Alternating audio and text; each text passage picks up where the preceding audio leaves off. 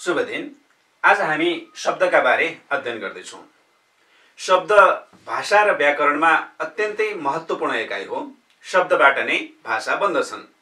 मैले बोलिरहेका अभिव्यक्तिहरू तथा हामीले लेख्ने गरेका अभिव्यक्तिहरू शब्दबाट नै तयार हुन्छन्।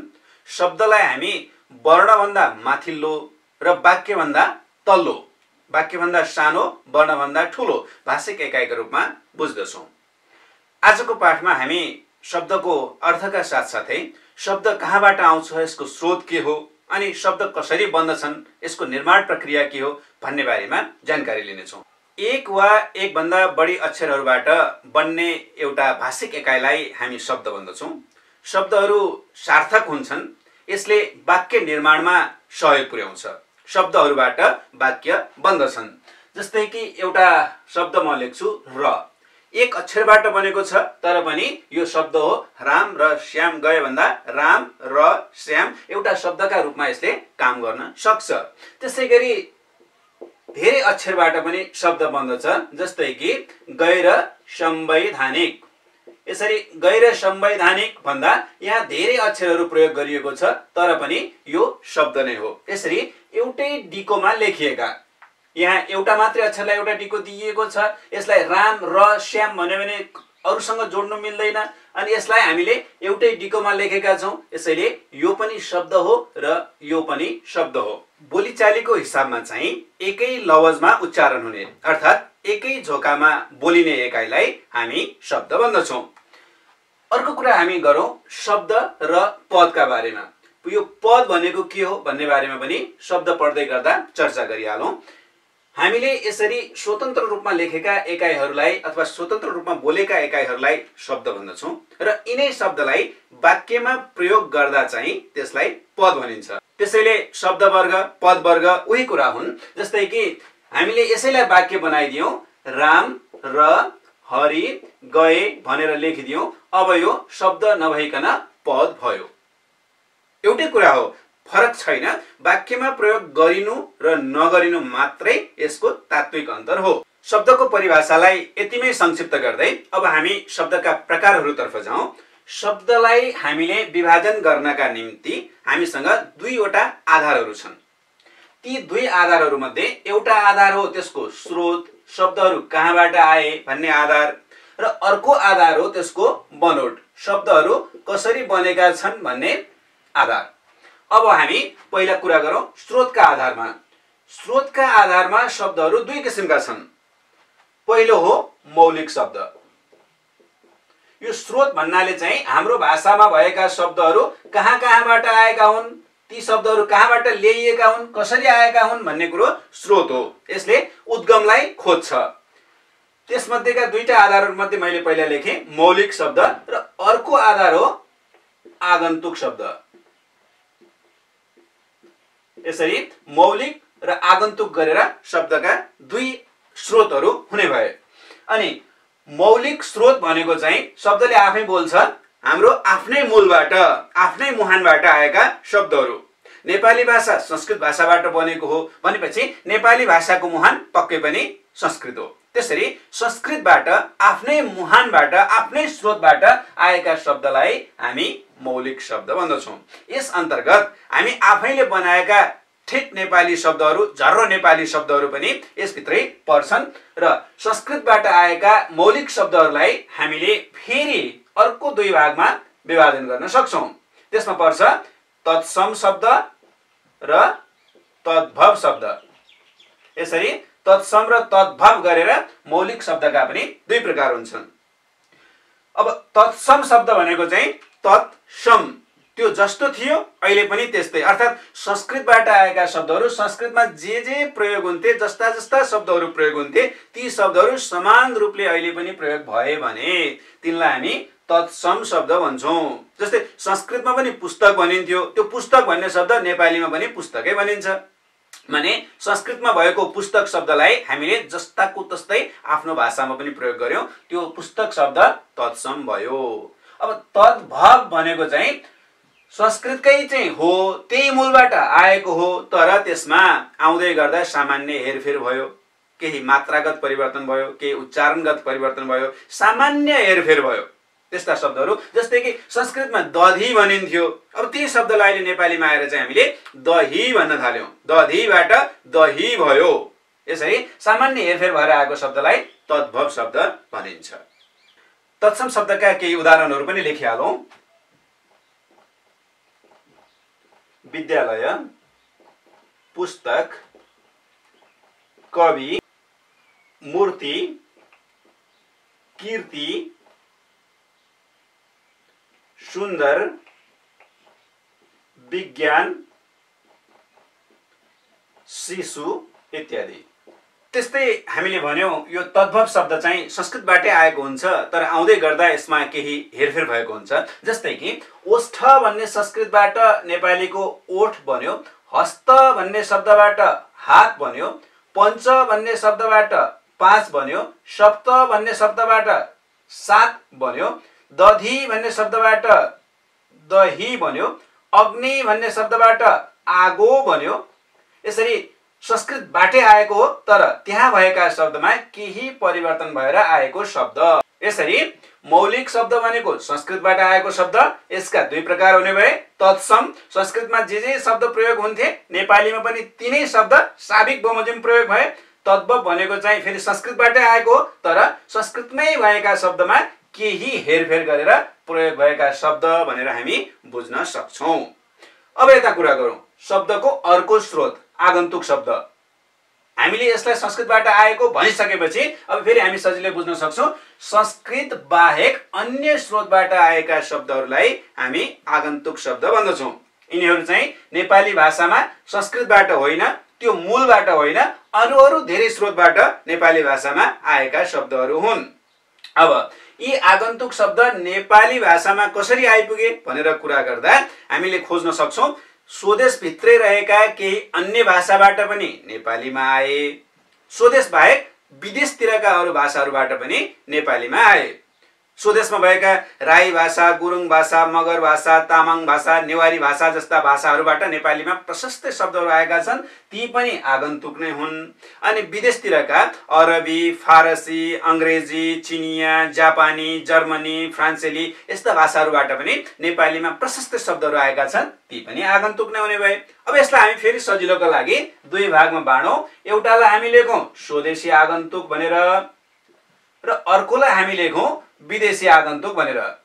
यसरी स्वदेशी आगन्तुक र विदेशी आगन्तुक गरेर आगन्तुक शब्दका फेरि दुई भेदहरू हुने भए। अब हामी स्वदेशी आगन्तुकका केही उदाहरण लियौं। जस्तै कि नेवारी भाषाबाट आएका छन् नेपालीमा शब्दहरू खापा, पसल, ज्यावल, सिकर्मी। त्यस्तै गुरुङ भाषाबाट आएको छ रोदी, थुन्चे, अनि तामाङ भाषाबाट आएको छ च्याङ्ग्रा, डम्फु जस्ता शब्दहरू।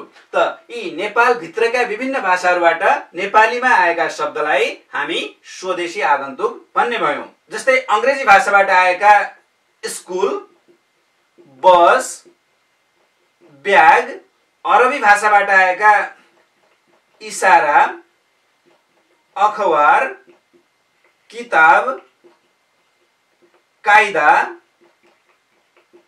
फारसी भाषाबाट आएका तमासा, सरकार, जागिर, पैसा, चिनिया भाषाबाट आएका चाउमिन, चाउचाउ, अनि जापानीबाट आएका होन्डा, रिक्सा, कराते जस्ता शब्दहरू विदेशी आगन्तुक हुन्छन्। स्रोतका आधारमा के कस्ता शब्द आए भन्ने बारेमा हामीले अरू छुट्टै थप अध्ययन गर्नु जरुरी हुन्छ। त्यसका लागि हामीले शब्द संकलन गर्ने र तिनलाई प्रयोग गर्ने उचित उपाय हुन सक्छ। हामीले शब्दलाई स्रोतका आधारमा विभाजन गरिसकेपछि अब फेरि विभाजन गरौं बनोटको आधारबाट। शब्दहरूलाई बनोटको आधारले हामी फेरि मूल शब्द र व्युत्पन्न शब्द गरेर दुई भागमा बाँड्न सक्छौं। अर्थात् बनोटको आधारमा संरचनाका आधारमा शब्दहरू कस्ता कस्ता हुन्छन्, कसरी आएका छन् भन्ने कुरा थाहा पाउनलाई हामीले दुई भागको जानकारी लिनुपर्ने हुन्छ। एउटा हुन्छ कुनै पनि शब्द जस्ताको तस्तै सिङ्गै अथवा नबनाइकन त्यो शब्द त्यस्तै गरी नेपाली भाषामा साबिक बमोजिम प्रयोग हुँदै आयो भने त्यसलाई हामी मूल शब्द भन्छौँ।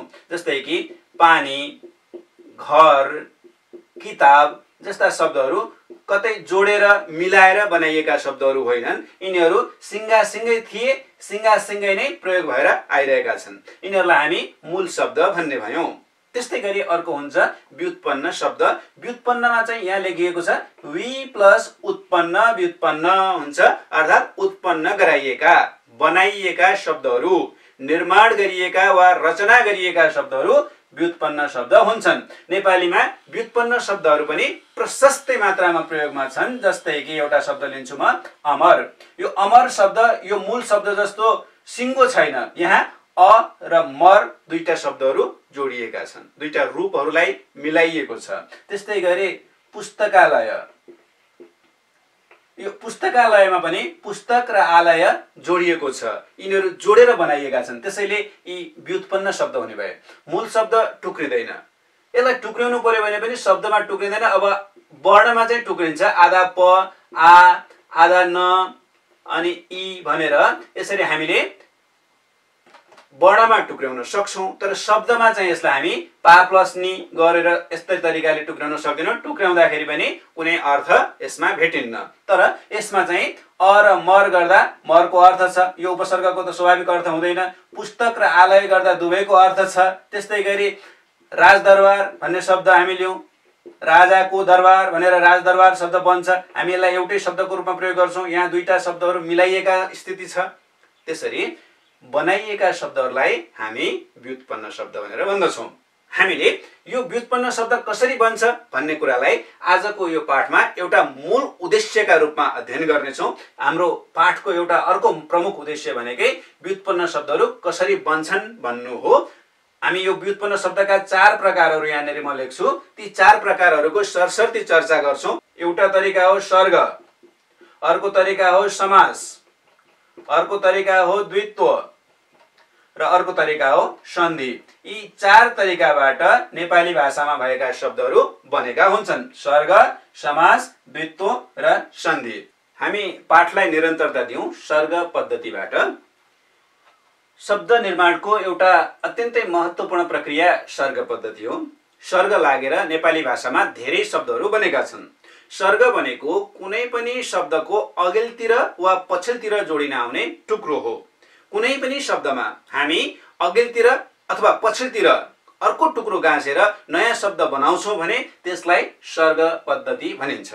ती सर्गहरू कोशीय अर्थ नभएका अर्थात् आफ्नै किसिमको अर्थ नभएका र अर्थ भएको शब्दसँग मिलेर नयाँ शब्द बनाउन सक्ने प्रकृतिका हुन्छन्। जस्तो कि एउटा हामी शब्द लियौं शुल्क। यो शुल्क भन्ने शब्दमा हामीले अघिल्तिर नि थपिदियौं, अब यसबाट शब्द बन्न आयो निशुल्क। यो अघिल्तिर थपिन आउने टुक्रोलाई हामी सर्ग भन्छौं। त्यस्तै पछिल्तिर पनि कुनै टुक्रो थपेर हामी शब्द बनाउन सक्छौं। जस्तै कि यो धन भन्ने शब्दमा हामीले इ थपिदियौं भने धनी शब्द बन्छ। अर्थात् यो अर्थ भएको शब्दसँग यो एउटा अर्थ नभएको टुक्रो पछाडितिर गाँसिदिँदा एउटा अर्थ भएको नयाँ शब्द बन्दछ र यो पछिल्तिर गाँसिन आउने टुक्रोलाई हामी परसर्ग अथवा प्रत्यय भन्दछौं। यसरी सर्ग पद्धति अन्तर्गत दुई थरी सर्गहरूको हामी अध्ययन गर्छौं। एउटालाई हामी उपसर्ग भन्छौं र अर्कोलाई चाहिँ हामी परसर्ग भनेर भन्दछौं। यसरी उपसर्ग र परसर्ग गरेर सर्गका दुई थरी भेदहरू हुने भए। परसर्गलाई नै फेरि अर्को शब्दमा प्रत्यय पनि भनिन्छ। फेरि हामी कुरा गरौं, कुनै पनि अर्थ भएको शब्दको अघिल्तिर जोडिन आउने टुक्रोलाई उपसर्ग भनिन्छ। अनि त्यस्तै अर्थ भएको शब्दको पछिल्तिर जोडिन आउने टुक्रोलाई चाहिँ परसर्ग भनिन्छ। यसरी अघिल्तिर वा पछिल्तिर जोडिन आउने टुक्राहरूलाई हामी सर्ग भनेर भन्दछौं। सर्गहरूले शब्द बनाउँदा कहिलेकाहीँ मूल शब्दको अर्थलाई उल्ट्याइदिन्छन्, कहिलेकाहीँ अत्यन्तै बल दिन्छन् र कहिलेकाहीँ सामान्य सहयोग मात्रै गर्दछन्। जस्तै कि एउटा उदाहरण लेखौं। यो बल भन्ने शब्दसँग हामीले अगाडितिर निर थपिदियौं भने यसले निर्बल शब्द बनाउँछ, अर्थात् बल नभएको भन्ने अर्थ दिन्छ। त्यस्तै गरी प्रबल भनेर थपिदियौं भने पनि असाध्यै बल भएको भनेर अर्थ दिने भयो। अनि सबल भनेर थपिदियो भने बल सहितको, बल पनि भएको भन्ने अर्थ दिने भयो। त्यस्तै पछाडिपट्टि वान थप्दियो भने यो बल शब्दमा वान थप्दाखेरि बलवान हुने भयो। यो नामपदलाई यसले विशेषण बनाइदिने भयो। अब हामी कुरा सुरु गरौँ उपसर्गबाट। मूल शब्दको अथवा आधार पदको अघिल्तिर लाग्ने टुक्रो। यहाँ केही उपसर्गहरू लेखिएका छन्। अगाडि तद्भव उपसर्ग लेखिएका छन्, आगन्तुक उपसर्ग लेखिएका छन्, तत्सम उपसर्ग लेखिएका छन्। म यिनका प्रकारहरूको बारेमा विस्तृत जानकारी दिन गइरहेको छैन, संक्षेपमा भन्दैछु म यिनीहरूलाई। विभिन्न स्रोतबाट उपसर्गहरू पनि आएका हुन्छन् र तत्सम उपसर्गहरूको संख्या चाहिँ अरूका तुलनामा बढी छ। हामी यीबाट शब्द बनाऊ। अब सबै शब्द म लेख्न गइरहेको छैन, केही उदाहरणहरू मात्र म यहाँ लेख्छु। जस्तै कि अबाट हामीले शब्द बनाउनु पर्यो भने पछाडिपट्टि यसका लागि हामी मर भन्ने आधार पद राख्न सक्छौं र यसबाट शब्द बन्छ अमर। त्यस्तै असहयोग। अनबाट अनमोल, अनगिन्ती शब्दहरू बन्न सक्छन्। कुबाट कुरीति, कुमार्ग, कुबेला जस्ता शब्दहरू बन्न सक्छन्। त्यस्तै बी, यहाँ बी देख्न सक्छौं, यहाँ हामी वी अर्को उपसर्ग देख्न सक्छौं। यो तत्सम उपसर्ग हो। यसबाट बनेका शब्दहरू तत्सम हुन्छन्। यसबाट धेरै शब्दहरू छन्। यसबाट भएका शब्दहरूको संख्या यो बी को तुलनामा अत्यन्तै बढी छ। यसबाट सीमित शब्दहरू मात्रै बन्छन्, तर पनि महत्त्वपूर्ण शब्दहरू बन्छन्। बी सँग चेत जोडेर हामी विचेत शब्द बनाउन सक्छौं। त्यस्तै गरी बिखर्ची भन्ने शब्द बन्न सक्छ, बिकामी भन्ने शब्द बन्न सक्छ, बिजोर भन्ने शब्द बन्न सक्छ। यी शब्दहरूको संख्या यसको तुलनामा थोरै छन्। त्यस्तै बेबाट बेमतलब, बेपरवाह, बेरोजगार जस्ता शब्दहरू बन्दछन्। बदबाट बदमाश, बदनियत, बदख्वाई जस्ता शब्दहरू बन्दछन्। अब यता कुरा गरौँ तत्सम उपसर्गका बारेमा। अतिबाट आचार शब्द जोडेर अत्याचार, हामी यहाँ सन्धि पनि भएको छ यो उपसर्ग हुँदा हुँदै पनि, अति प्लस आचार अत्याचार जस्तो शब्द बनाउन सक्छौं। अत्यावश्यक शब्द बनाउन सक्छौं। अत्युक्ति शब्द बन्न सक्छ। उतबाट हामी यसलाई पनि एकचोटि लेखौं। उतसँग चारण जोड्दा उच्चारण शब्द बन्न सक्छ। यहाँ पनि सन्धि भयो उच्चारण। यो पछाडिपट्टि त लागेको छ भने यसले सत होस् अथवा उत होस् यहाँ परिवर्तन गराइदिन्छ। जस्तै कि सत प्लस आचार सदाचार भइदिन्छ, सत प्लस चरित्र सच्चरित्र भइदिन्छ, सत प्लस मार्ग सन्मार्ग भइदिन्छ। भनेपछि यहाँ केही ध्वनि परिवर्तन हुन सक्ने सम्भावना हुन्छ नै भन्ने छैन। कतिपय परिवर्तन नभएका पनि हुन्छन्। सत प्लस कर्म सत्कर्म परिवर्तन नहुन पनि सक्छ, तर कतिपय ठाउँमा परिवर्तन भएको पनि हामी देख्न सक्छौं। त्यस्तै परिबाट परिचय बन्न सक्छ, परिमाण बन्न सक्छ। परिमाण बन्दाखेरि पनि हामी यहाँ मान लेख्छौं अनि यतापट्टि उत्पादनमा चाहिँ परिमाण भनेर लेख्छौं। यहाँ पनि ध्वनि परिवर्तन भइदिन्छ। परिक्रमा जस्ता शब्दहरू बन्न सक्छन्। प्रबाट प्रहार, प्रयोग, प्रसिद्ध जस्ता शब्दहरू बन्न सक्छन्। अपबाट अपराध, अपकीर्ति, अपजस जस्ता शब्दहरू बन्न सक्छन्। समबाट संयोग, संयन्त्र, सम्पत्ति जस्ता शब्दहरू बन्न सक्छन्। अनुबाट अनुरोध, अनुवाद, अनुकृति जस्ता शब्दहरू बन्न सक्छन्। विबाट विज्ञान, विनय, विशाल, विकृति जस्ता धेरै शब्दहरू बन्न सक्छन्। अधिबाट अधिकार, अधिराज्य, अधिराजकुमार जस्ता शब्दहरू बन्न सक्छन्। निसबाट निश्चय, निष्कर्म, निश्चिन्त जस्ता शब्दहरू बन्न सक्छन्। र यो स पनि फेरि ध्वनि परिवर्तनमा जाने सम्भावना अत्यधिक रहन्छ। जस्तै निस प्लस चय गर्दाखेरि निश्चय हुन्छ, तर यहाँनिर यसरी यो तालव्य शको उपस्थिति हुन्छ। फेरि निसबाट नै निष्कर्म बन्यो भनेदेखि निष्कर्म लेख्दाखेरि फेरि यो पेट चिरेको स आधा आइपुग्छ। यसरी यो पछिल्लो ध्वनिले अघिल्लो ध्वनिलाई परिवर्तन गरिदिने सम्भावनाहरू रहन्छन्। सुबाट सुमन, सुमार्ग, सुकीर्ति जस्ता शब्दहरू बन्दछन्। यसरी उपसर्ग लगाएर नेपाली भाषामा धेरै शब्दहरू बनेका हुन्छन्। त्यस्तै हामी कुरा गरौँ प्रत्ययका बारेमा। प्रत्ययलाई हामी परसर्ग पनि भन्छौं। प्रत्यय परसर्ग एउटै कुरा हुन्। यिनीहरू मूल शब्दका पछिल्तिर जोडिन्छन्। उपसर्ग अगाडितिर जोडिन्छ भने प्रत्यय चाहिँ पछाडितिर जोडिन्छन्। अब प्रत्ययलाई हामीले कृत प्रत्यय र तद्धित प्रत्यय गरेर दुई भागमा छुट्याउँछौं। यसको अध्ययन चाहिँ आवश्यक छ। कृत प्रत्यय भनेका धातुमा लाग्छन्, यिनीहरू क्रियामूलबाट नु झिक्दा बाँकी रहेका धातुहरूमा जोडिन्छन् र तद्धित प्रत्यय चाहिँ नाम, सर्वनाम, विशेषण, अव्यय आदिमा जोडिन्छ। त्यसकारणले हामीले यो कृत प्रत्ययका बारेमा जानकारी लिन धातु भनेको के हो भन्ने कुराका बारेमा पनि सामान्य चर्चा गर्ने पर्ने भयो। अब हामी कुरा गरौँ क्रियामूलहरूको बारेमा। क्रियामूलहरू खानु, लेख्नु, बस्नु, पढ्नु, हिँड्नु, डुल्नु, सुत्नु, रुनु इत्यादि जुन क्रियामूलहरू छन् यिनीहरूबाट नु झिक्ने बित्तिकै बाँकी रहेका टुक्राहरू, जस्तै खानुबाट नु झिकेपछि खा बाँकी रह्यो, हिँड्नुबाट नु झिकेपछि हिँड बाँकी रह्यो, यसरी नु झिकेपछि बाँकी रहेका टुक्राहरूलाई हामी धातु भन्छौँ। यस्ता धातुसँग जोडिने प्रत्ययलाई चाहिँ हामी कृत प्रत्यय भन्दछौँ। गाह्रो छैन, सजिलो छ कुरा, तर पनि बुझ्नु जरुरी छ। क्रियामूल भनेको नु लागेको एकाइ हो। यसबाट नु झिकेपछि जुन टुक्रो बाँकी रहन्छ त्यसलाई हामी धातु भन्छौँ। र यस्ता धातुहरूसँग जोडिन आउने प्रत्यय जस्तै कि खा प्लस एको खाएको हुने भयो। यो खाएको भन्ने शब्द यहाँ बन्यो, यो एको चाहिँ कृत प्रत्यय हो। हिँड प्लस एर हिँडेर हो, हामीले हिँडेर लेख्दाखेरि, अनि यसमा जोडिन आएको जुन एर छ यो प्रत्यय, एको प्रत्यय र एर प्रत्यय, यिनीहरूलाई हामी कृत प्रत्यय भनेर भन्दछौँ। र कृत प्रत्ययबाट बन्ने शब्दहरूको नाम हुन्छ कृदन्त शब्द। कृदन्त शब्द भनेको के हो भने कृत प्रत्यय लागेर बनेका शब्दहरूलाई कृदन्त शब्द भनिन्छ भनेर हामी भन्न सक्छौँ। यिनीहरू धातुबाट बन्दछन्। त्यस्तै फेरि हामी कुरा गरौँ तद्धित प्रत्ययको बारेमा। तद्धित प्रत्यय भनेको चाहिँ नाम, सर्वनाम, विशेषण, अव्यय जस्ता पदहरूमा लाग्दछ। जस्तै कि माया भनेको भाववाचक नाम हो। यो माया शब्दसँग आलु भन्ने प्रत्यय हामीले जोड्यौं, यसबाट हामी मायालु भन्ने शब्द बनाउँछौँ।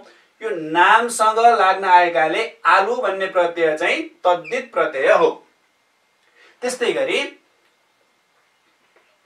लर्बर भन्ने एउटा अव्यय लियौं हामीले, यसमा आउनु भन्ने हामी चाहिँ नि प्रत्यय जोडौं, यसबाट हुन्छ शब्द लर्बर आउनु भन्ने क्रिया बन्छ।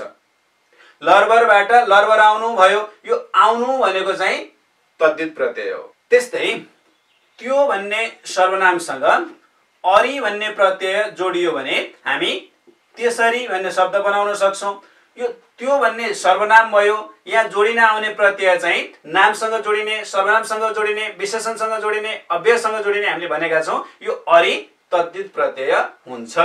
यो गरिब भन्ने शब्द विशेषण हो, यसमा हामीले ई जोडौं, गरिबसँग ई जोड्दा गरिबी भन्ने शब्द बन्दछ। यहाँनेर आएको ई प्रत्यय तद्धित प्रत्यय हो। कृत प्रत्ययले कृदन्त शब्द बनाए जस्तै तद्धित प्रत्ययले चाहिँ तद्धितान्त शब्द बनाउँछ।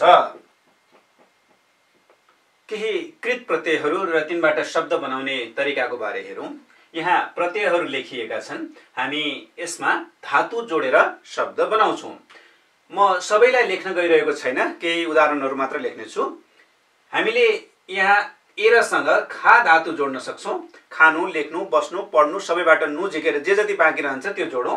खा प्लस एर खाएर, लेखबाट लेखेर, गरबाट गरेर, भनबाट भनेर, त्यस्तै खाएको, गएको, लेखेको, पढेको, भनेको, सुनेको, खाने, लेख्ने, पढ्ने, बस्ने, भन्ने, डुल्ने। अब यो ई चाहिँ जुन छ, यो ईबाट हामीले रस्व नै बनाउनु पर्छ। जस्तै कि लेख भन्ने धातुमा ई जोड्यो भने यसबाट लेखी बन्ने भयो। यो सामान्यतया क्रियाको बीचमा आउँछ। जस्तै कि लेखिसकेपछि भन्दै गर्दा, लेखिसकेपछि भन्ने क्रिया लेख्नु पर्दा लेख प्लस ई लेखी, रस्व ई, यो दीर्घ पनि हुन्छ। यो चाहिँ फेरि दीर्घ बनाउनका लागि आउँछ। जस्तै कि केटीले कविता, लेख प्लस ई लेखी, दीर्घ ई, दीर्घ ईकार, केटीले कविता लेखी। यसरी रस्व र दीर्घमा हामी सचेत रहनुपर्छ। न खान, लेख्न, बस्न, पढ्न, भन्न, सुत्न।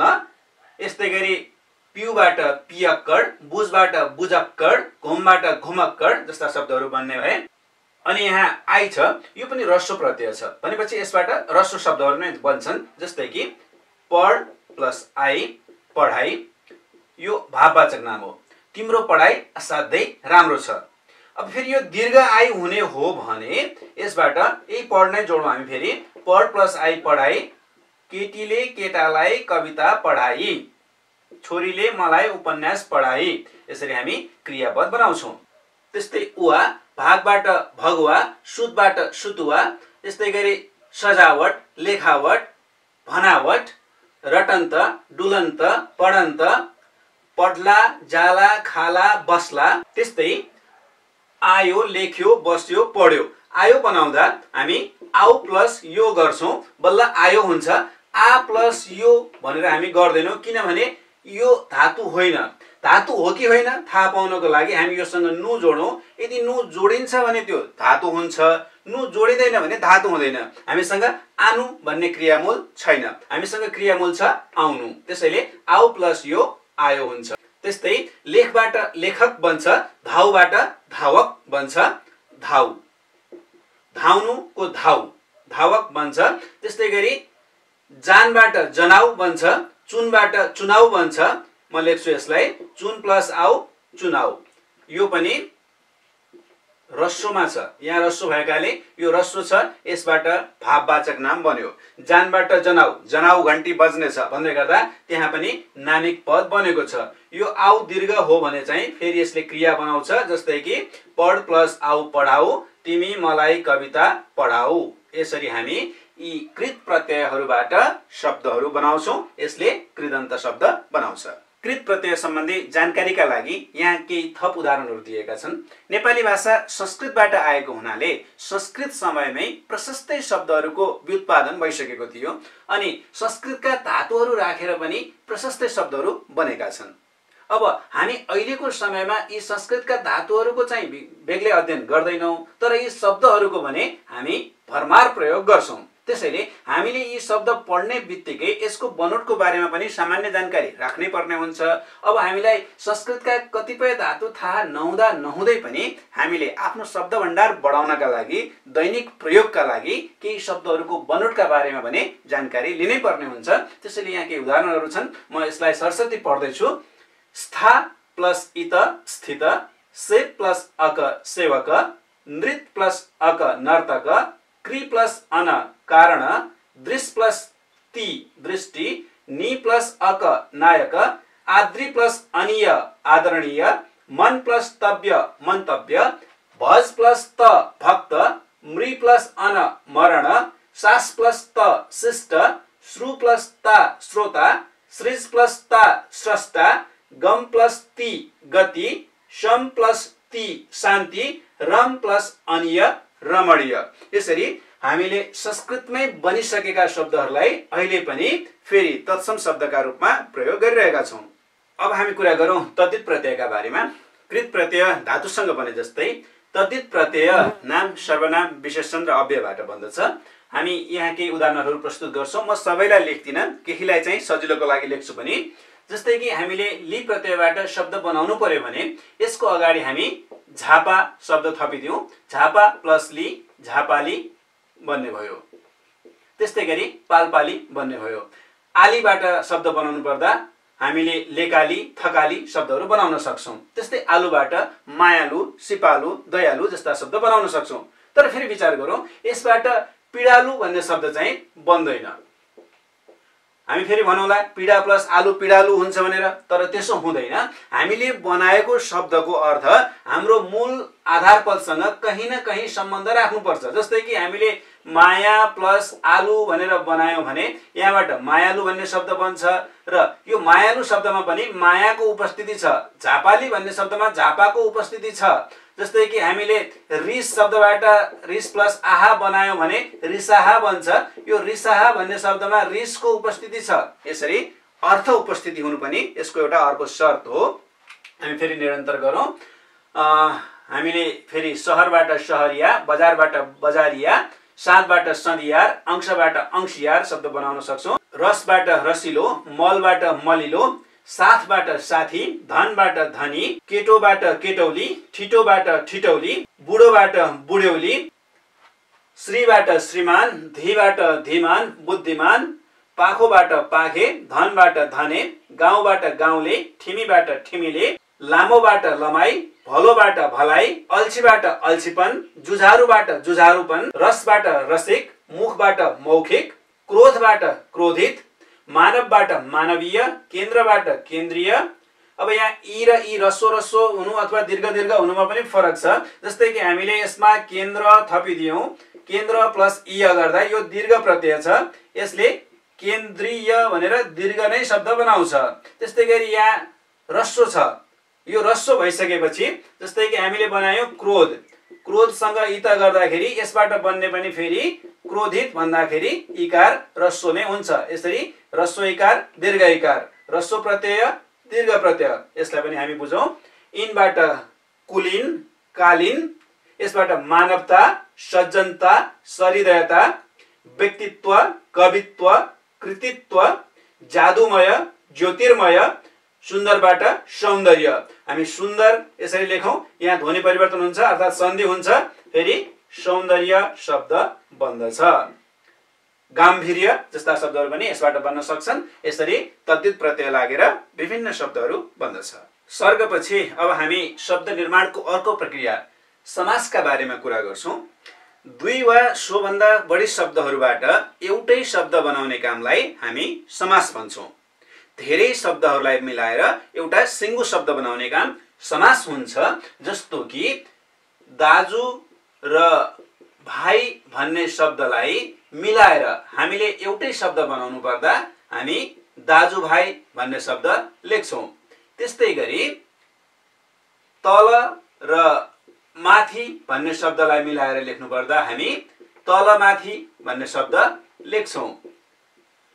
चराको जस्तो नङ्ग्रा छ जसको भनेर, चराको जस्तो नङ्ग्रा छ जसको भनेर। अब हामीले यहाँ धेरै शब्दहरू लेख्यौं, 1 2 3 4 5 शब्द लेख्यौं। कति शब्द भन्नेसँग सरोकार छैन, दुई वा सोभन्दा बढी शब्दहरू मिलाइएको हुनुपर्छ। चराको जस्तो नङ्ग्रा छ जसको, चरी नाङ्ग्रे। मैले यहाँ रि रस्व लेखेँ, समस्त शब्दमा रस्वकरण हुन्छ। यसरी दुई वा सोभन्दा बढी शब्दहरू मिलाएर एउटा शब्द बनाउने कामलाई, यहाँ सिंगो शब्द बनाइएको छ, यसरी एउटा शब्द बनाउने कामलाई हामी समास गर्नु भनेर बुझ्छौं। हामीले कहिलेकाहीँ धेरै शब्दहरूलाई मिलाएर एउटा समस्त शब्द बनाउनु पर्ने हुन्छ र कहिलेकाहीँ चाहिँ एउटा समस्त शब्दलाई फुटाएर विग्रह अवस्थामा लैजानु पर्ने हुन्छ। त्यसका लागि हामीलाई समासका प्रकारहरूको बारेमा जानकारी हुनु जरुरी छ। समासका 6 प्रकारहरू हुन्छन्, तिनीहरूको सामान्य चर्चा आजको कक्षामा हामी गर्नेछौँ। समासको प्रकार थाहा भयो भने हामीले गर्ने विग्रह वा समस्त शब्दमा धेरै सघाउ पुग्छ र त्रुटिहरू पनि हुँदैनन्। जस्तो कि हर दिन भन्ने एउटा समस्त शब्द छ, यसलाई हामीले विग्रह गर्नु पर्यो। यसको उदाहरण हामी एकछिन कल्पना गरौँ। कुनै पनि दिन नबिराइकन, प्रत्येक दिनहरू, त्यस्तो किसिमको पनि यसको विग्रह त हो। तर समस्या कहाँनिर छ भने समास गर्दा सम्भव भएसम्म यहीँका शब्दहरूको प्रयोग गरेर हामीले विग्रह गर्नुपर्ने हुन्छ। विग्रहमा पनि त्यहीँका शब्दहरूलाई मिलेसम्म हामीले समस्त शब्दका लागि प्रयोग गर्नुपर्ने हुन्छ।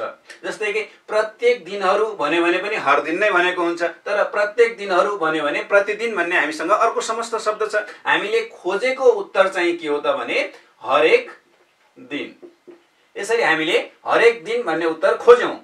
अब यसको उत्तर यही गर्नु परेको किन त भन्ने कुराका लागि हामीले यसका 6 वटा प्रकार पढेपछि हामी सोध्छौं, यो शब्द प्रश्नमा आइसकेपछि यसमा हामी तत्पुरुष समासको जस्तो विभक्तिको कुरा गर्ने कि द्वन्द्व समासको जस्तो संयोजकको कुरा गर्ने कि अव्ययभावको जस्तो अव्ययहरूका बारेमा चाहिँ हामी चिन्तन गर्ने हो कि बहुब्रीहि समासको जस्तो विशेषणको बारे चिन्तन गर्ने हो कि के गर्ने हो त, हामी त्यस बारेमा चिन्तन गर्छौं र हामी समस्त शब्द वा विग्रह पत्ता लगाउनेतिर लाग्छौं। समासका 6 प्रकारहरूको अब हामी क्रमैले चर्चा गर्छौं। पहिलो छ तत्पुरुष समास। तत्पुरुष समासमा विभक्ति सम्बन्धी कार्य हुन्छ। यहाँ मैले विभक्ति भन्ने शब्द लेखेँ। यसमा विग्रह अवस्थामा रहँदा अघिल्तिरको शब्दसँग विभक्ति लागेको हुन्छ। जस्तै रातमा अन्धो, यसो भन्दै गर्दा यहाँ हामी देख्छौं अघिल्तिरको शब्दमा मा विभक्तिको प्रयोग भएको छ र यसबाट शब्द बन्छ रतन्धो। त्यस्तै कर्मले हीन, यहाँ अघिल्तिरको शब्दमा ले विभक्ति लागेको छ, कर्मले हीन, यसबाट शब्द बन्छ कर्महीन। कुखुरा चोर्ने, त्यहाँ लाई विभक्ति लोप भएको हो, कुखुरालाई चोर्ने भन्न खोजेको कुखुरा चोर्ने कुखुरा चोर। हातले लिखित हस्तलिखित, गाईलाई गोठ गाई गोठ, पानीको पँधेरो पानी पँधेरो, यसरी यस्ता शब्दहरुमा अघिल्तिर विभक्ति भएको अवस्थामा त्यो तत्पुरुष समास हुन्छ। हामीले यदि समस्त शब्दलाई पनि फुटाउनु पर्यो भने बीचमा कतै विभक्ति थप्न मिल्छ कि भनेर यहाँबाट चिन्तन गर्न सक्छौं। अर्को प्रकार रहेको छ द्वन्द्व समास। दुई वा बढी नामिक पदहरूलाई कुनै संयोजकले जोडेको छ भने त्यसलाई हामी द्वन्द्व समास भन्दछौं। त्यहाँ नामिक पदहरूलाई संयोजकले जोड्ने काम हुन्छ। जस्तै कि साथी र भाइ, यसबाट शब्द बन्छ साथी भाइ। अब साथी एउटा नामिक पद, भाइ अर्को नामिक पद, यसलाई संयोजकले जोड्यो र शब्द बनायो साथी भाइ। त्यस्तै तन मन र धन, यसबाट शब्द बन्छ तन मन धन। हामी यसलाई एउटै डिकोमा लेख्न सक्छौं, बीचमा योजक चिन्ह राखेर पनि लेख्न सक्छौं, तर हामीले नामिक पदहरूलाई संयोजकले जोडेका छौं र समास बनाएका छौं। यसरी बनेको समासलाई हामी द्वन्द्व समास भन्छौं। त्यहाँ दुई वा त्योभन्दा बढी नामिक पदहरू आएका हुन्छन्, तिनलाई संयोजकले जोडेर एउटै शब्द बनाउने काम गरेको हुन्छ। कहिलेकाहीँ यस्तै प्रकृतिको देखिने अर्को स्थिति छ तल र माथि। यसरी तल र माथि भन्दा जुन तल माथि शब्द बन्छ यो शब्द अव्ययभाव समास हो। यो पनि अव्यय, यो पनि अव्यय र बनेको शब्द पनि अव्यय। हामी अव्ययभाव समास भनेर यसको प्रकार छुट्याउँछौं, तैपनि बन्ने तरिका चाहिँ यही हो। यसलाई समस्त शब्द बनाउनु पर्यो भने संयोजक हटाएर जोड्ने नै हो। यसलाई फेरि विग्रह गर्नु पर्यो भने बीचमा संयोजक नै राख्ने हो, तर प्रकार चाहिँ फरक हुन्छ किनकि यहाँ नामिक पद आएका छन् र यहाँ अव्यय आएको छ। अब अर्को प्रकारको कुरा गरौं द्विगु समासको बारे। द्विगु समास भनेको संख्याबाट बन्छ। मैले एउटा संख्या लेखेँ, त्यस्तै यसमा समूह भन्ने शब्द अत्यधिक मात्रामा प्रयोग हुन्छ। जस्तै कि 7 ऋषिहरूको समूह भन्दै गर्दा यसबाट शब्द बन्छ सप्तर्षि। त यहाँ संख्या 7 भनेर आएको छ, ऋषिहरूको समूह भनेर समूहलाई बुझाएको छ र यसबाट कुनै नामिक पद बनेको छ। यसरी संख्याहरूबाट, तिनीहरूको समूहबाट कुनै नामिक पद बन्न आउँछ भने यसलाई द्विगु समास भनिन्छ। दुई मनको समूह दोमन, 3 नदीहरूको संगम त्रिवेणी, 4 बाटाहरूको समूह चौबाटो, 5 अमृतहरूको समूह पञ्चामृत, 8 चिरञ्जीवीहरूको समूह अष्टचिरञ्जीवी, 9 दुर्गाहरूको समूह नवदुर्गा। यस्ता शब्दहरू द्विगु समास हुन्छन्। त्यस्तै अव्ययभाव समास, यो अव्ययबाट बन्दछ र यसले अव्यय नै उत्पादन गर्दछ। जस्तै कि वारी र पारी। वारी र पारी भन्दा यसबाट शब्द बन्छ वारीपारी। यता र उता यताउति, बादल भन्दा पारी बादल पारी, देश भन्दा बाहिर देश बाहिर। यस्ता शब्दहरू अव्ययभाव समास हुन्छन्। यहाँ हामी अव्ययहरूको संयोजन गर्छौं र कुनै अव्यय शब्दको उत्पादन गर्छौं। त्यस्तै बहुव्रीहि समास छ, यसले विशेषणको उत्पादन गर्दछ। बहुव्रीहि शब्दलाई हामी विशेषण भनौं, यसले विशेषणको उत्पादन गर्ने काम गर्छ। जस्तो कि रातो नाक भएको भन्दा यसको उत्पादन हुन्छ रातनाके। बाम जस्तै पुड्को छ जो, बाम जस्तै पुड्को छ जो। हामीले यहाँ जो शब्द प्रयोग गर्यौं। बाम जस्तै पुड्को छ जो भन्दाखेरि उत्तर हुन्छ बाम पुड्के। अब म एउटा कुरा थप्न चाहन्छु यसमा। बाम जस्तै छ पुड्को जो भनेर सम्बन्धवाचक प्रयोग गर्यौं। त्यस्तै गरी 4 कोष फैलिएको छ जुन भनेर सम्बन्धवाचक प्रयोग गर्यौं।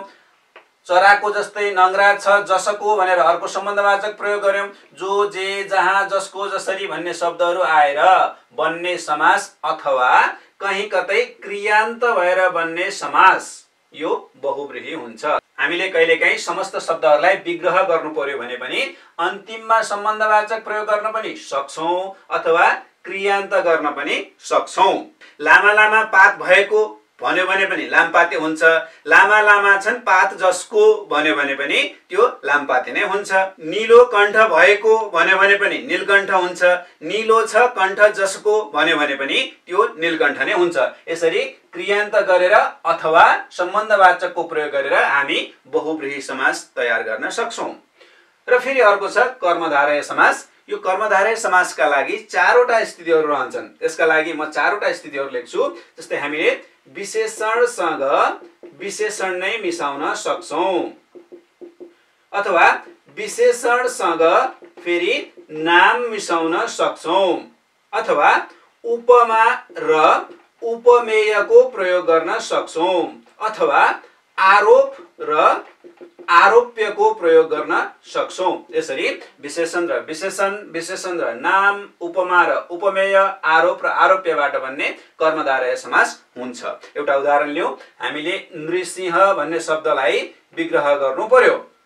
अब यसलाई विग्रह गर्दा यो नृ भनेको मानिस, सिंह भनेको कुनै जनावर, मान्छे जस्तै देखिने खालको जनावर भन्यो भने यसको विग्रह हाम्रो यो कुनै पनि तरिकाको प्रकारतिर आएन। हामीले यसलाई के गर्न सक्छौं त भन्दाखेरि यहाँनिर आरोप आरोप्यको सम्बन्धमा देखाइदिउँ। हामीले भन्छौं नर नै सिंह। अब यहाँ यो सम्बन्ध हामीले कायम गर्यौं। नर नै सिंह भन्दाखेरि यो नै भनेर नरलाई सिंहको आरोप लगाइएको छ, त्यसकारणले यो आरोप आरोप्य भयो। यहाँनिर आरोप आरोप्य बन्नका लागि नै को प्रयोग हुन्छ। त्यस्तै उपमा उपमेय हुनको लागि यहाँ झैं, झैं अथवा सरी अथवा समान अथवा सरह जस्ता नामयोगीहरूको प्रयोग गरिन्छ। जस्तै कि चन्द्र झैं मुहार भन्यो भने चन्द्रमुहार हुन्छ। अब विशेषण र नामका लागि पनि जस्तै कि कान्छी आमा भनेर एउटा कान्छी विशेषण, आमा नाम राख्ने हो भने छ्यामा शब्द बन्छ। कान्छ्यामा पनि भन्छौं। यसलाई छोटकरीमा विशेष गरी ठकुरीहरूले बोल्छन् छ्यामा भनेर पनि हामी शब्द बनाउन सक्छौं। त्यस्तै गरी विशेषण र विशेषण जोड्नु पर्यो भने नीलो र कालो भनेर हामी नीलो र कालो, नीलो कालो शब्द हामी तयार गर्न सक्छौं। यसरी विग्रह अवस्थामा रहेका धेरै शब्दहरूलाई एउटै समस्त शब्द बनाएर अथवा एउटा समस्त शब्दलाई विग्रहका रूपमा टुक्र्याएर हामी समास सम्बन्धी अभ्यासहरू गर्छौं।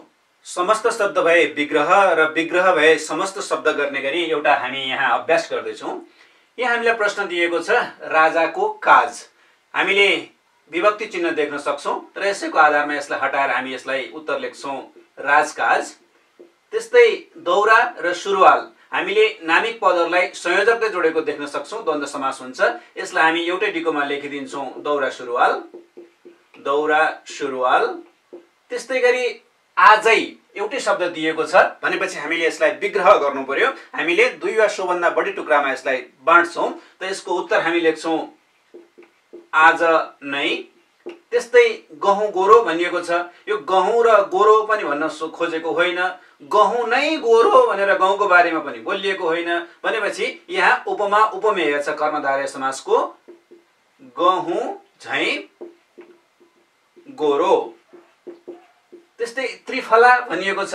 कुनै कुराहरूको समष्टि, कुनै संख्यात्मक एकाइहरूको समष्टि यहाँ जनाइएको छ। त्यसैले हामी लेख्छौं तीन फलहरूको समूह।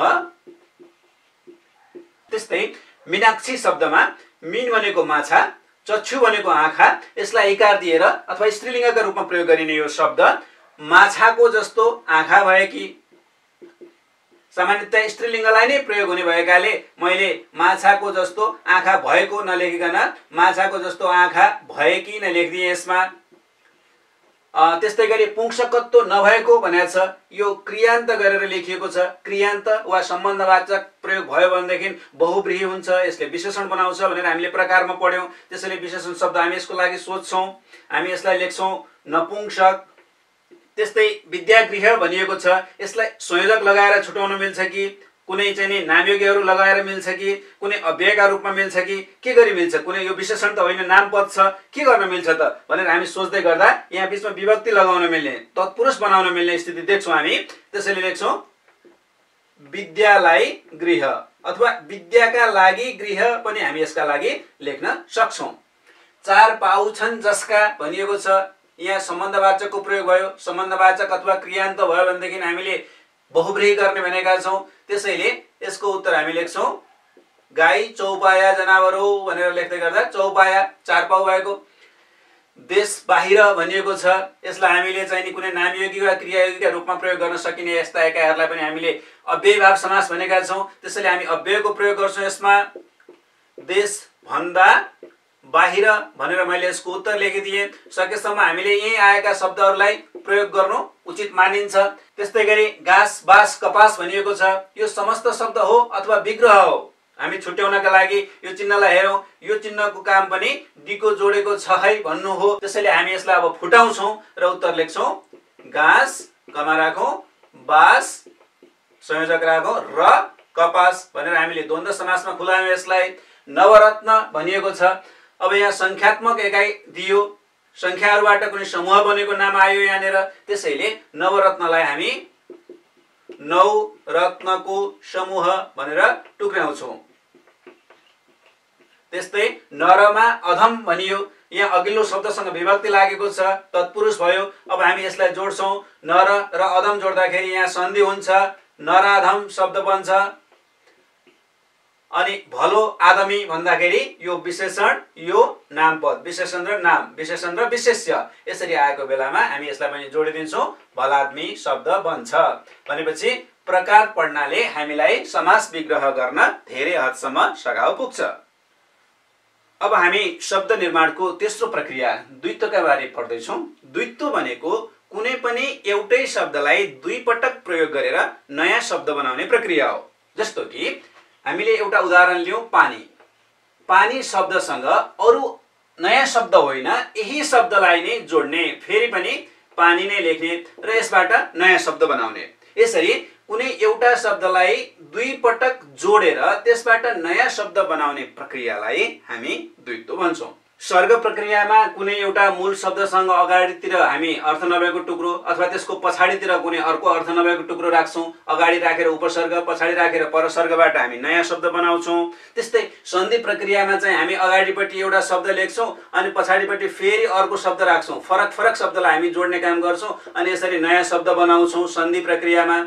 अनि त्यस्तै गरी समास प्रक्रियामा चाहिँ हामी कहिले विभक्तिबाट जोड्छौं, कहिले संयोजकबाट जोड्छौं, कहिले हामी धेरै शब्दलाई चाहिँ अन्य अर्थ प्रदान हुने गरी नयाँ शब्द बनाउँछौं। तर द्वित्व प्रक्रियामा चाहिँ हामी अगाडि जुन शब्द राख्यो पछाडि पनि त्यही शब्द राख्छौं र नयाँ शब्द उत्पादन गर्छौं। जस्तै कि पानी प्लस पानी भन्दा हामी यसलाई पानी सानी बनाउन सक्छौं अथवा पानी पानी पनि बनाउन सक्छौं, पानी नै पानी पनि बनाउन सक्छौं। यो उद्देश्यका आधारमा हुन्छ। जस्तै म पानी सानी खान्न भनेर हेलत्तोले भन्यो भने पानी सानी हुन्छ। अनि फेरि त्यहाँ त पानी नै पानी रहेछ भनेर पानी नै पानी भनेर पनि बनाउन सक्छौं। कस्तो पानी पानी हिँडेको हैन, पानी पानी भनेको पानी नै पानीमा भनेर हामीले फेरि कस्तो पानी पानी हिँडेको, यहाँ त पानी पानी भएछ, यसरी हामी शब्द बनाउन सक्छौं आवश्यकताका अनुसार। त फेरि पनि कुरा गरौं, कुनै एउटै शब्दलाई दोहोर्याएर नयाँ शब्द बनाउने कामलाई द्वित्व भनिन्छ। यो द्वित्व प्रक्रियाका तीन प्रकारहरू छन्। एउटालाई हामीले पूर्ण द्वित्व भन्यौं, अर्कोलाई आंशिक द्वित्व भनेर लेखेका छौं र अर्कोलाई चाहिँ अपरिवर्तित द्वित्व भनेर लेखेका छौं। मैले यसलाई अब संक्षेपमा बयान गर्न गइरहेको छु, त्यति धेरै विस्तृत पनि जान्न। पूर्ण द्वित्व भनेको चाहिँ एउटै शब्दलाई दोहोर्याउँदा, जस्तै पसल प्लस पसल गर्दा कुनै पनि अंश गायब नभइकन यहाँ आएका यो पनि दुवै अंशहरू पुराका पुरा आए भने त्यसलाई पूर्ण द्वित्व भनिन्छ। जस्तै पसल प्लस पसल, पसल पसल। अनि आंशिक द्वित्वमा ए भनेको छ अंश आउनु पर्यो। यो झगडा र झगडा शब्द, अब द्वित्व भनेको एउटै शब्दलाई दोहोर्याएर बनाउने हो। यो झगडा प्लस झगडा गर्दा एउटा झगडा त पुरै आयो, तर अर्को झगडाबाट चाहिँ यसको कुनै एउटा अंश मात्रै आयो, झै झगडा भन्ने शब्द भयो भने यसलाई हामी आंशिक द्वित्व भन्छौं, किनभने एउटा अंश मात्रै यहाँ द्वित्व भएर आयो। अनि अपरिवर्तित द्वित्वमा चाहिँ के हुन्छ त भन्दाखेरि एउटै शब्दलाई दोहोर्याउने त द्वित्व भइहाल्यो, सबैमा जहाँसुकै होस् जुनसुकै प्रकार होस् हामीले गर्ने काम त एउटै हो। कुनै एउटा शब्दलाई दुई पटक जोड्नु पर्यो। अनि यसमा हामीले कलमसँग कलमलाई जोड्दा एउटा अंश कहिले अगाडिको हुन्छ कहिले पछाडिको हुन्छ, एउटा अंश जस्ताको तस्तै आउँछ अनि अर्को अंश चाहिँ परिवर्तित भएर आइदिन्छ। जस्तै कि कलम प्लस कलम गर्दाखेरि कलम सलम भनेर हामीले भन्यौं। कलम कलम पनि हुन्छ, कलम कलम भयो भने फेरि त्यो पूर्ण द्वित्व हुन्छ। पछाडिको बदलिएर आयो, परिवर्तित भएर आयो भनेदेखि चाहिँ त्यो कलम सलम हुने भयो। यसरी द्वित्वका 3 प्रकारहरू छन्। केही उदाहरणहरू मैले यहाँ लेखेको छु। ढोका प्लस ढोका, ढोका ढोका, ढोका ढोका चाहेर नहिँड। बदाम प्लस बदाम, बदाम बदाम, बदाम बदाम छानेर यता राख। कालो प्लस कालो, कालो कालो, उसले कालो कालो मुख लगाएको थियो। हामी बोल्दाखेरि यस्ता द्वित्व लागेका धेरै शब्दहरू बोलिरहेका हुन्छौँ। पिरो प्लस पिरो, पिरो पिरो, त प्लस त, त त र ममा नगर है भन्दाखेरि त त मम हामी द्वित्व गर्छौँ। खुरु प्लस खुरु, खुरु खुरु, धेरै जसो अनुकरणात्मक शब्दहरू पनि द्वित्व प्रक्रियाबाट बनेका हुन्छन्। झल्को प्लस झल्को, झझल्को, एउटा अंश मात्रै आयो, यो पुरै आयो, यसको चाहिँ एउटा अंश मात्रै यति आयो, झ मात्रै आयो। तयार प्लस तयार, तम तयार, यो पुरै आयो, यसबाट चाहिँ तम भन्ने एउटा अंश मात्रै बनेर आयो। सानो प्लस सानो, ससानो, यो पुरै आयो, यसबाट एउटा स मात्रै आयो। अनि जसको प्लस जसको, जजसको, अनि यसमा पनि यो पुरै आयो, यसबाट ज आयो। फरर प्लस फरर, फरर, यसमा चाहिँ अगाडिको पुरै आयो, पछाडिको एउटा मात्रै अक्षर आइदियो। अनि फुसु प्लस फुसु, फुसुसु, यसमा पनि यो पुरै आयो, पछाडिको एउटा मात्रै अक्षर आइदियो। अगाडिको वा पछाडिबाट कुनै एउटा अंश आएपछि त्यो आंशिक द्वित्व हुने भयो। त्यस्तै अपरिवर्तित द्वित्वको उदाहरणमा यहाँ लेखिएको छ।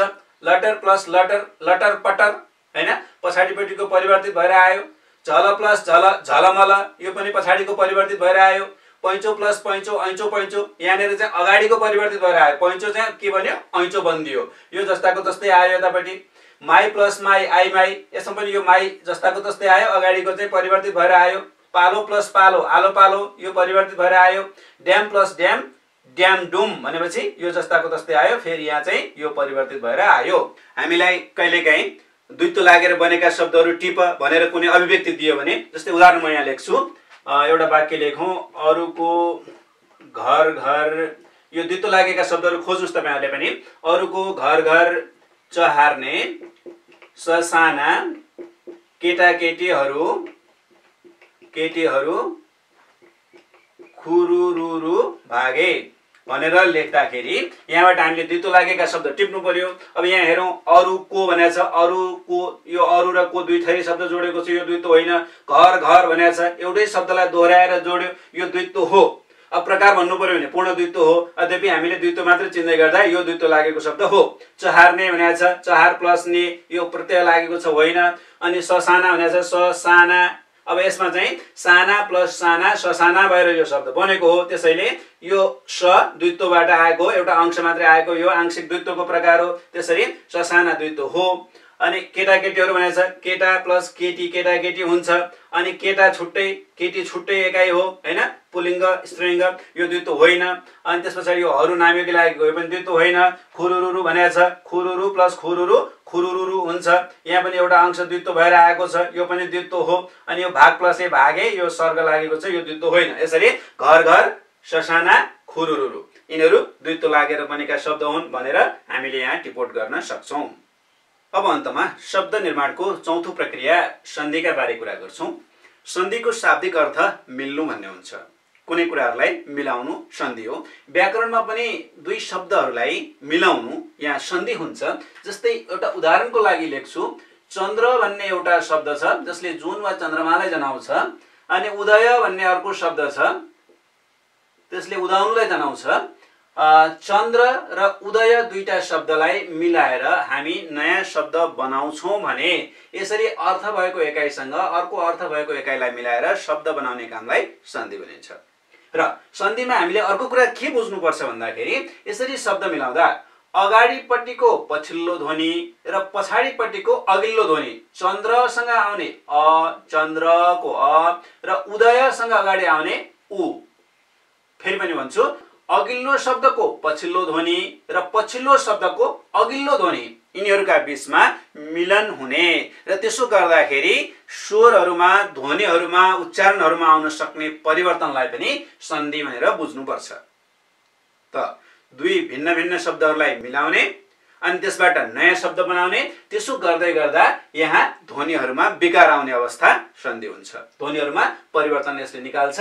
चन्द्र र उदयबाट अब के बन्छ त, चन्द्रोदय भन्ने भयो। यहाँ अ र उ मिलेको छ, यहाँ चन्द्रो भनेर ओ आएको छ, यसरी चन्द्रोदय बन्यो, यहाँ ध्वनिमा परिवर्तन आयो, यसलाई हामी सन्धि भन्छौँ। फेरि थप उदाहरण हेरौँ, यसबाट पनि हामी बुझ्न सक्छौँ। हिम प्लस आलय हिमालय, हिमको अ आलयको आ र आ मिल्यो, अ हरायो, आ मात्र आयो, हिमा आ लय हिमालय भयो। नरको अ इन्द्रको इ मिल्यो, यहाँ ए बन्यो, नरेन्द्र भयो। महा आ उत्सवको उ महोत्सव भयो, यहाँ ओ भयो। सप्तको अ ऋषिको रि, यसरी सप्त र ऋषि मिल्दाखेरि यो ऋषिको पुरा रि हटाएर रकार मात्र बाँकी रह्यो, सप्तर्षि भयो। परमको अ ओजस्वीको ओ, यहाँ औकार उत्पन्न भयो, परमौजस्वी भन्यो। त्यस्तै गरी स्वरसँग मात्र नभइकन व्यञ्जनसँग पनि सन्धि हुन्छ। मैले सन्धिको प्रकार पढाइन, यहाँ उदाहरणहरू मात्र लेखेँ। यहाँ स्वर सन्धि लेखेँ, केही व्यञ्जन सन्धिका उदाहरण दिएँ र केही विसर्ग सन्धिको उदाहरणहरू दिँदैछु। यसरी स्वर सन्धि, व्यञ्जन सन्धि, विसर्ग सन्धि यसका प्रकारहरू पनि हुन्। त्यस्तै सत र जन मिलेर सतजन बन्यो, यो त जमा रूपान्तरित भयो। अब यो उपसर्ग पनि हो, यद्यपि उपसर्ग हुँदा हुँदै पनि कतिपय उपसर्गहरूले ध्वनि परिवर्तन गराइदिन्छन्। त्यसरी ध्वनि परिवर्तन गराइदिने उपसर्गहरूलाई पनि हामी सन्धि अन्तर्गत राखेर समेत अध्ययन गर्न सक्छौँ, ती दुवैतिर लाग्छन्। अनि जगत प्लस ईश जगदीश, यो त दमा रूपान्तरित भयो, जगदीश। दिक प्लस अन्त दिक व्यञ्जन छ, स्वर छ, दिक प्लस अन्त दिगन्त, यो क गमा रूपान्तरित भयो। अब यहाँ फेरि विसर्ग सन्धिका उदाहरणहरू छन्। पुनः प्लस जन्म पुनर्जन्म, मन प्लस विज्ञान मनोविज्ञान, नि प्लस गुण निर्गुण, धनु प्लस टंकार धनुष टंकार, सु प्लस आगत स्वागत। फेरि यहाँनिर उ र आ मिलेको छ, स्वर सन्धि नै भएको छ। यहाँ यो स उत्पन्न भयो, यहाँ र उत्पन्न भयो, यहाँ ओ मनोविज्ञान भयो, यहाँ र उत्पन्न भयो। सन्धि गर्दा कुनै ध्वनि हराउन सक्छ, कहीँ नयाँ ध्वनि आउन सक्छ, कहीँ परिवर्तन हुन सक्छ, यी सन्धिका विशेषताहरू नै हुन्। यसरी हामीले शब्द कसरी बन्छ भन्ने बारेमा पनि पढ्यौँ, शब्दको चिनारी पनि लियौँ। आजको पाठलाई हामी यहीँ विसर्जन गरौँ। धन्यवाद।